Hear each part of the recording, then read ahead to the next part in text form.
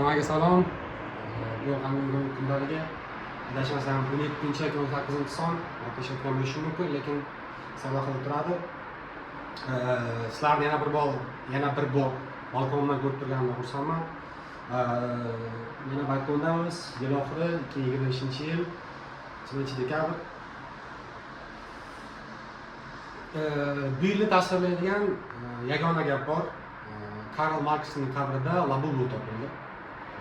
2025-yil haqida va biz qanday davr va zamonda yashayotganimiz haqida eng ko'p ma'lumot beruvchi gaplardan biri desak bo'ladi.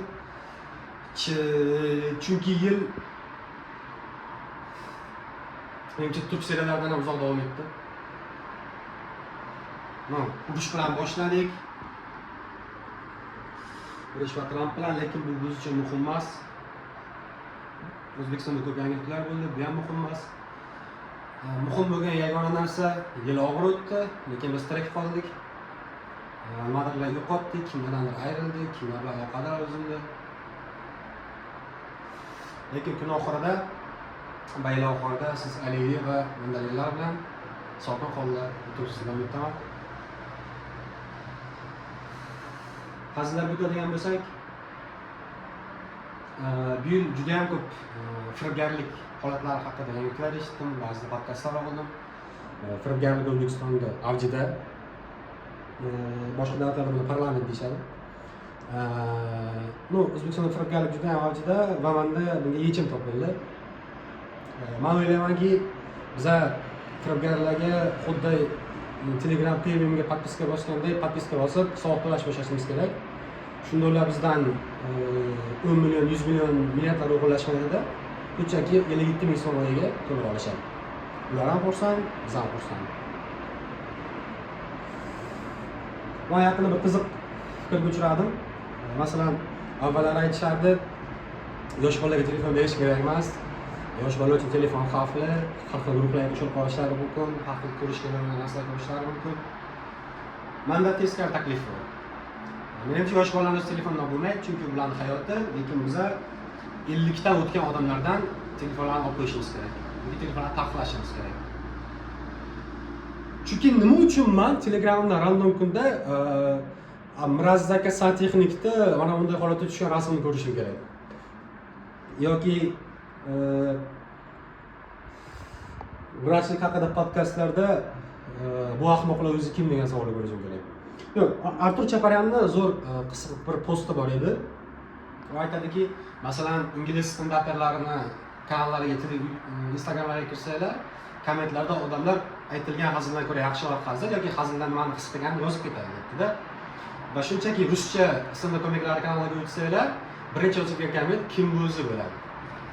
Va Artur Chaparyan savol bergandi. Shu komment yozuvchi odamlar, sizlar kimsizlar o'zi internetda kim malik haqida so'rovnoma o'tkazadigan. Bu xuddi mahallada o'tiradigan kampirlarga o'xshaydi-da. Chunki endi ular telefoni ham bor. Endi ular internetda kim o'tirganiga, mahallasi kim kelayotganiga qiziqyapti. Bu yil juda ko'p tanishlarimiz sevishdi, ajralishdi. Ularni kuzatib tushungan narsam odamni bo'yi muhim emas, odamni vazni muhim emas, odamni nima ish qilishi muhim emas. Odamni qanday g'oyalarga ishonishi muhim emas. Yaxshi munosabatda qolgan tanishlarimning hammasi shunchaki 10 minutdan ko'proq gapira olishadi. Va qizga yoki yigitga umuman qiziqmas mavzuda. Menimcha muhimi shu bo'lib qoldi. Bu yil xursand qilgan narsalardan bittasi odamlar saviyali kontent izlashni to'xtatishdi. Odamlarga kontent umuman farqi qolmadi. Bo'lmasa Mayk Tohirov mashhur bo'lish kerak. Yana nimadan o'yladim? Bu yil universitetni bitirganimga 2 yil bo'ldi. Yo'q, 3 yil bo'ladi. 2,5 yil bo'ldi. Universitetga yaqinda bordim, atrofidan o'tdim. Va xayolimga kelgan birinchi fikr, nahotki 6 yil avval shu joyga mana shu yetarlicha dazmollamagan uchun kiritishmaganda. 6 yil bo'ldi, lekin bu xuddi bir davr o'tib ketgandek, asrlar o'tib ketgandek sezildi. Va hozir yuridik universitet talabalarini ko'raman. Ko'p narsa o'zgarmagan. hali ham 95% qismi prokuror bo'lmoqchi birinchi kursida. Lekin bir narsani ayta olaman o'qishni bitirish haqida. Masalan, kurslarda ham juda ham bir nima deydi? Tayinli o'qimagan, pul bilan yopgan, yoki tanish-bilish bilan yopgan yoki bilasizlar, toza o'qimagan, nuqul fohishaga borgan, narkotik chekkan, ichgan, orolda kimlardir urushgan kursdoshlarlar bo'ladi. Va sizlar o'qishni bitirgandan keyin a'lochilarni emas, qizlarni emas, aynan shu kursdoshlaringni qayerda ishlayotganini qiziqasizlar. Chunki sizlar bilasizlar, Xudo ko'rsatmaslarga ishlar tushib qolsa, shunchaki kafalik kitob bo'lish kerak. Men bu gapimni nima demoqchiman? Agar Qo'qon shahrida bo'lsanglar, qochinglar.